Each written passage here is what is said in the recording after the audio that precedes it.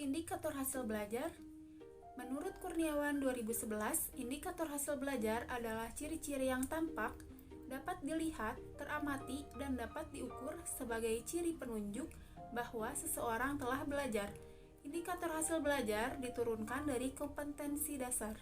Tujuan pembelajaran khusus adalah harapan tentang kemampuan yang dimiliki siswa setelah mengikuti proses belajar.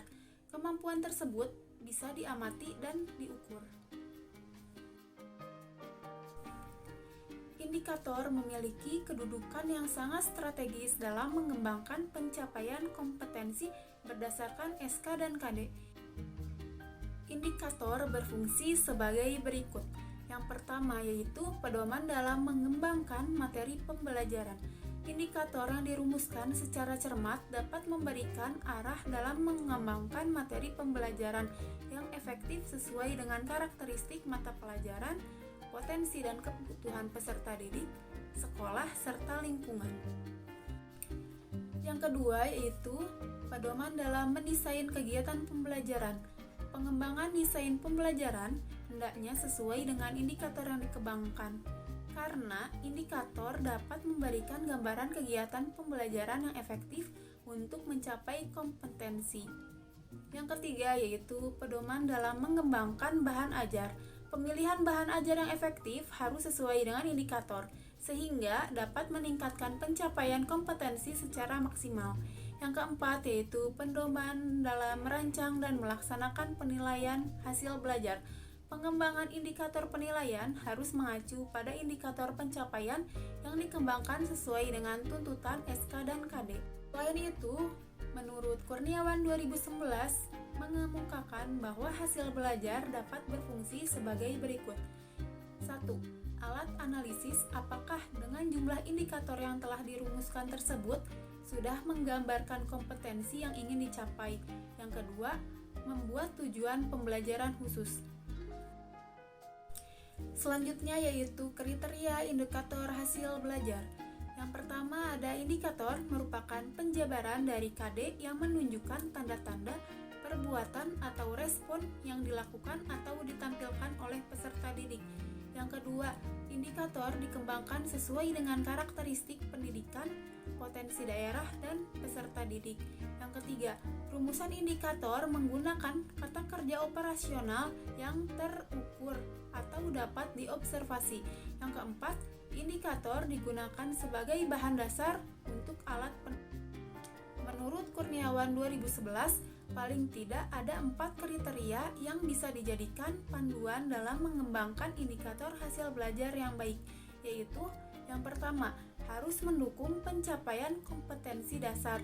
Yang kedua, meliputi seluruh aspek kemampuan, baik kognitif, afektif, motorik, dan sikap.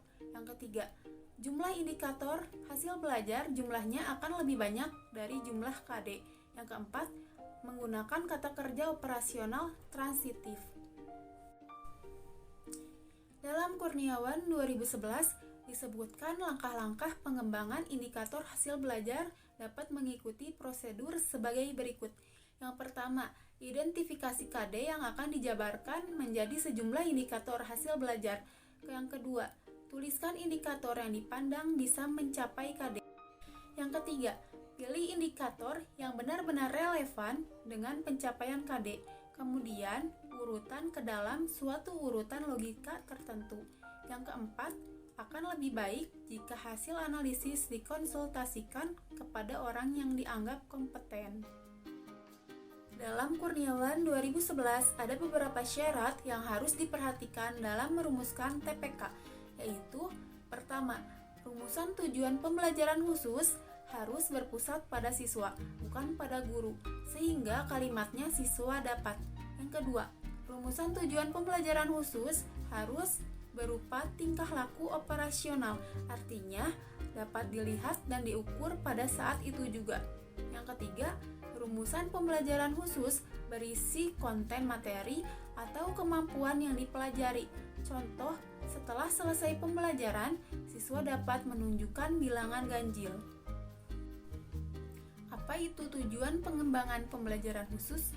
Menurut Suparman 2004 menyebutkan Penyusunan tujuan pembelajaran khusus atau TPK yang baik perlu melibatkan unsur-unsur yang dikenal dengan A, B, C, D yang berasal dari 4 kata, yaitu A.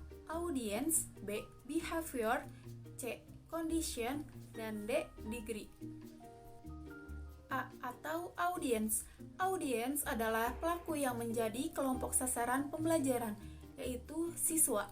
Dalam TPK harus dijelaskan siapa siswa yang mengikuti pelajaran itu. Keterangan mengenai kelompok siswa yang akan menjadi kelompok sasaran pembelajaran diusahakan sespesifik mungkin. B atau behavior. Behavior adalah perilaku spesifik yang diharapkan dilakukan siswa setelah mengikuti proses pembelajaran. Contohnya yaitu 1. Menyebutkan contoh kalimat pasif. Yang kedua yaitu menganalisis kesalahan tanda baca dalam kalimat. C atau condition. Condition adalah kondisi yang dijadikan syarat atau alat yang digunakan pada saat siswa diuji kinerja belajarnya. Contohnya, diberikan satu teks karangan. Siswa dapat menganalisis kesalahan tanda baca dalam kalimat. D atau degree. Degree adalah derajat atau tingkatan keberhasilan yang ditargetkan harus dicapai siswa dalam mempertunjukkan perilaku hasil belajar. Target perilaku yang diharapkan berupa melakukan tanpa kesalahan dalam batas waktu tertentu dan sebagainya. Tujuan pembelajaran dapat dikelompokkan ke dalam 3 aspek, yaitu kognitif, afektif, dan psikomotor. Aspek kognitif mencakup tujuan yang berhubungan dengan aspek ingatan, pengetahuan, dan kemampuan intelektual. Aspek afektif mencakup tujuan-tujuan yang berhubungan dengan perubahan sikap, nilai, perasaan, dan minat. Aspek psikomotor mencakup tujuan-tujuan yang berhubungan dengan manipulasi dan kemampuan gerak. Contoh pembelajaran khusus. Yang pertama, dengan mengamati contoh, siswa dapat membaca teks deskriptif tentang benda hidup dan tak hidup dengan lancar. Dengan mengamati contoh, termasuk ke dalam condition, siswa adalah audiens dapat membaca teks deskriptif tentang benda hidup dan tak hidup yaitu behavior, dan dengan lancar yaitu degree. Contoh yang kedua yaitu melalui pengamatan, siswa dapat menyebutkan ciri-ciri padat dan cair minimal 3. Melalui pengamatan termasuk ke dalam condition, siswa termasuk ke dalam audience dapat menyebutkan ciri-ciri padat dan cair yaitu behavior minimal 3 yaitu degree. Sekian pemaparan yang dapat saya sampaikan. Lebih kurangnya mohon maaf. Semoga bermanfaat. Sampai jumpa di video selanjutnya. Wassalamualaikum warahmatullahi wabarakatuh.